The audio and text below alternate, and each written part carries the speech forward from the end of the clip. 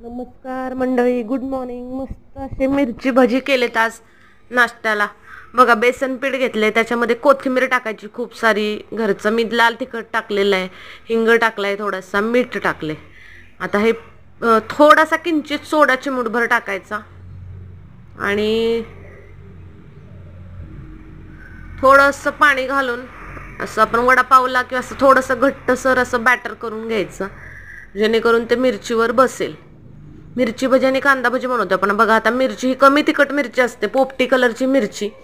खूप हिरवीगार मिरची असली की ती तिखट असते. आता बघा, मिरची अशी ह्या सोल्युशनमध्ये किंवा बेसनच्या पिठामध्ये बुडवायची आणि तळून घ्यायची. मस्त मिरची भजी आपले तयार.